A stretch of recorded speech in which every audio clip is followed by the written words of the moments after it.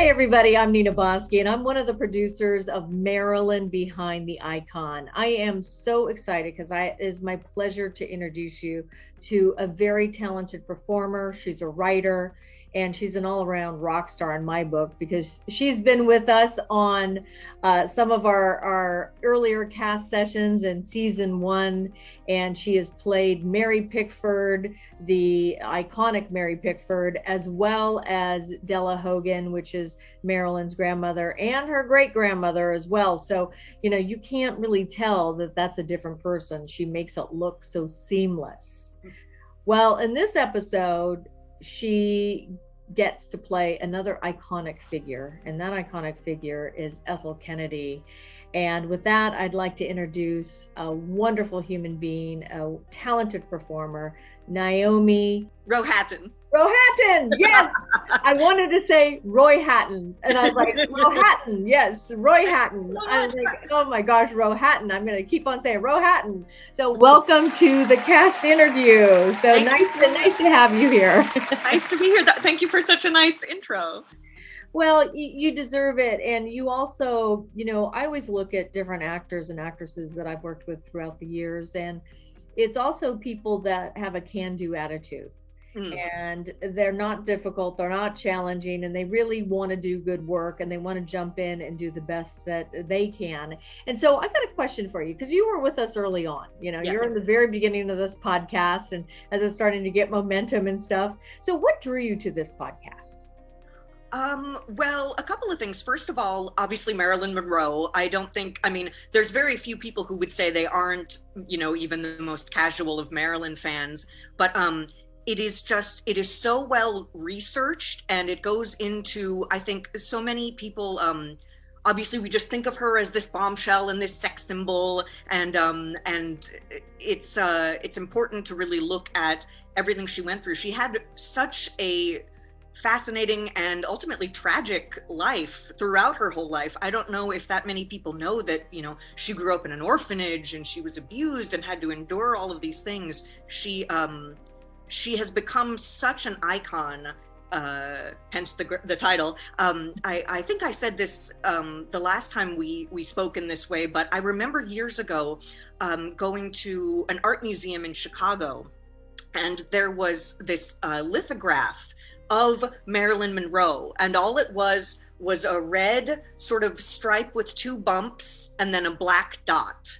This sort of abstraction of, her iconic lips and her beauty spot.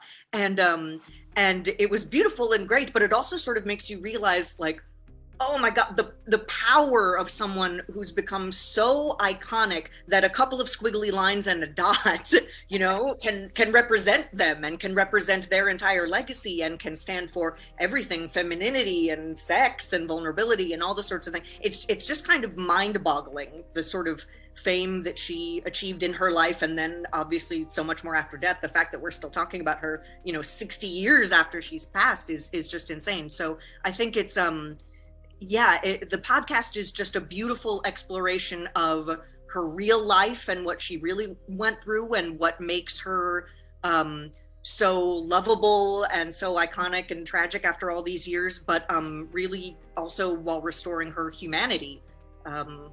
That's one of our goals, is to do that, because I think she gets so sensationalized, through the years and through the decades. And if you don't really know her story, I know for me, when I first learned about her, I didn't know that much about her. And I find that's why I think the Marilyn fans love Marilyn, really love her, because when you get to know what she went through and her resilience, really, it's easy to look at somebody and say it's a tragedy, but in reality, she lived a very big life, and she did a lot in that short life that she had, and overcame such huge odds. So I think that's, it's a testament. She might not have been able to save herself, but man, did she kick it out of the park trying, that's for sure.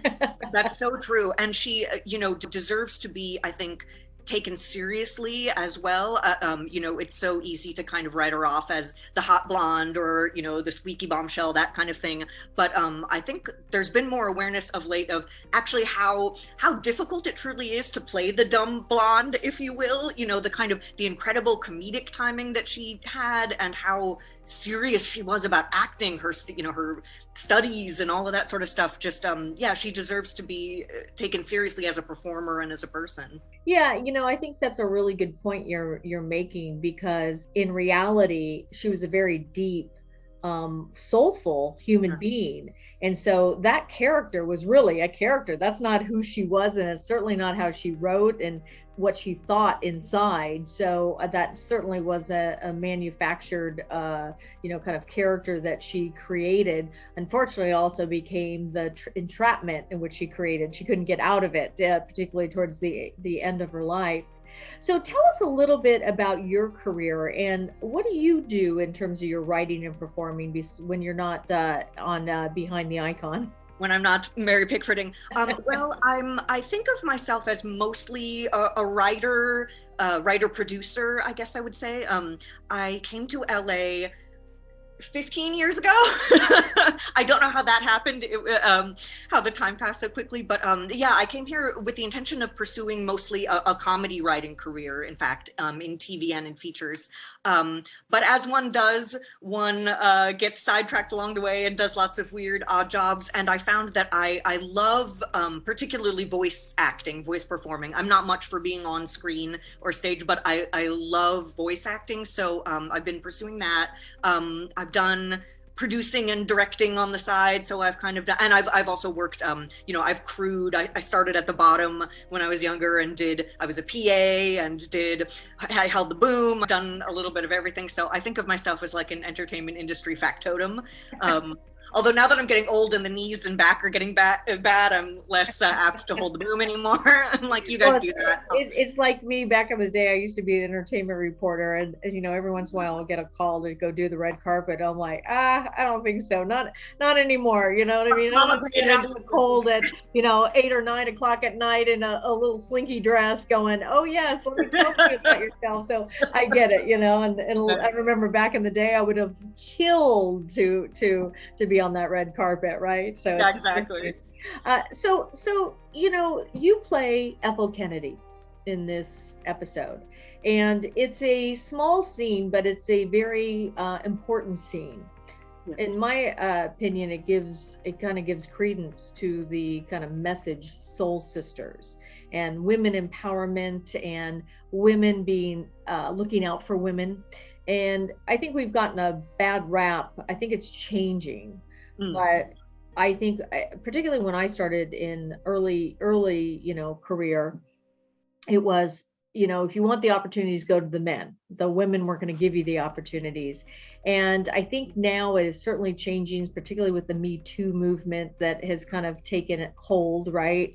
But with that said, what do you want people to get out of this episode? Because it's an important one. It's an important message all the way around.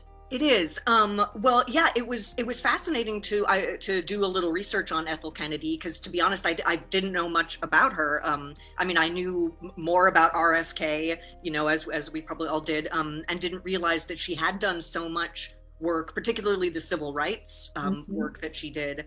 I think the best part of this this particular episode, this special, is the intersectionality of it. I think really recognizing the contribution that Black women have made to the feminist movement, and that specifically people coming together from every race can get more done, and women coming together from every race can get more done together than if we stay in these little sectarian boxes. So that's the most important takeaway, I think, from this episode. It's really interesting too. I just did a interview around Ava Gardner, and she too was a woman who stood up for civil rights, had at the time, as they called, a Negro assistant, and was given a lot of flack for it, as Marilyn was as well. And she would stand her ground. So did Ava Gardner. And so I think it's really interesting, because you have this, episode where you have Ella Fitzgerald and Marilyn Monroe so different from each other in so many ways, and yet there's these similarities.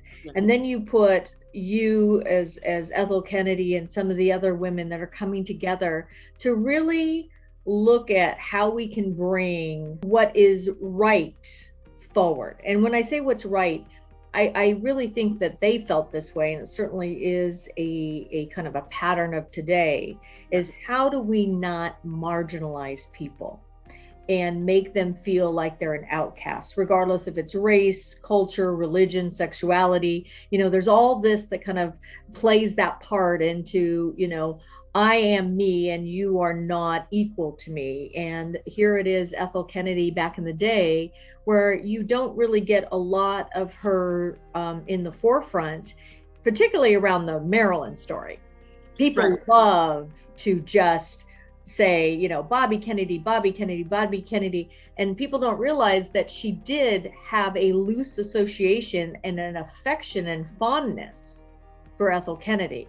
And one of the things that I want to just set the record straight for those of you that think, oh, yes, she just is a home wrecker and she would go out and be with married men. She did. She had affairs with married men.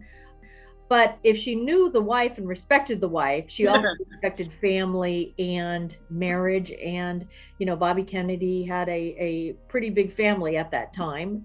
And so when you think about that, it doesn't make a lot of sense that she would befriend somebody and be so fond and want to talk about such huge issues. And yet, at the same time, do something as scandalous as have an affair with her husband. So we are making history here by setting the record straight that Ethel Kennedy and Marilyn Monroe certainly were in talking about at least the same causes about bringing civil rights forward. So if there's one thing that you would like people listening to this episode, and particularly all of Behind the Icon, because you've been around now for season 1 and season 2, and maybe there'll be even the season 3 here, is that what would you like people to learn besides just knowing about her? Do that you want them to get something specific out of this episode?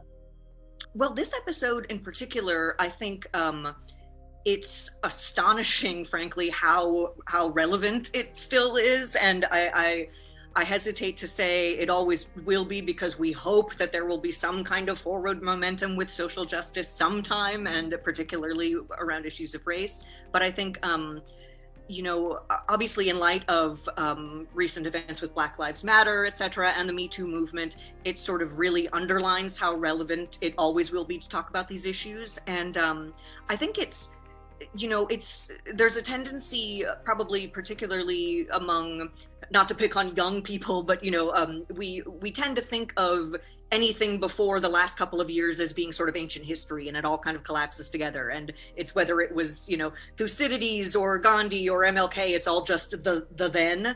And it's really incredible to realize how recent all of this was. I mean, even if some of these conversations are extrapolated from things that happen. I mean, we're talking, my father was born in 1949. Like, this is, my dad's era. This is not, multiple generations back. I mean, we do the same thing with slavery, obviously, and all of these other atrocities. We think of them as this far away past to which we have no connection, when really there are people whose like grandparents probably knew people who were enslaved in chattel slavery. It's mind-boggling how recent and how relevant it all still is. And it makes it even more important that we continue to have these conversations and that we talk candidly about everything that the women talk about in this episode. Well, I do think it's important, and I had a kind of a chill moment when I was interviewing Monique DeBose, who plays Ella Fitzgerald, and Aaron Gavin, who plays Marilyn Monroe. They were both releasing a song at the same time. Mm.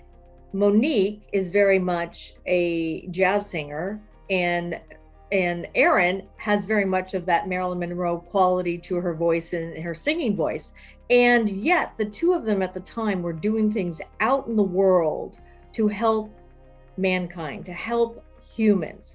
They both have that in their makeup as actors and actresses, but as human beings. And here they're playing actresses that had that same makeup, but here we are 60 years later. Right. coming down the pike with this podcast, and they are fulfilling a legacy, but through now these souls versus these souls that were Right. with us 60 years ago, and it's really interesting that, in a lot of ways, the past is present and history does repeat itself, and history is trying to heal itself at the same time. So I'm hoping that we could shed light on the Ella Fitzgerald story. I certainly, over the years when I've been telling it on my podcast, in previous, I was like Gary and some of the Marilyn, real Marilyn experts. It's been really nice to get then set the story straight, because everybody kind of gets that story a little bit wrong, and also to shed light a little bit more on the Happy Birthday, Mr. President that isn't so sensationalized. So, Absolutely. well, I'm excited to have everybody hear you once again, and I'm so excited to have you part of the cast, and I'm sure you'll be back again. Who knows who you'll play next, right?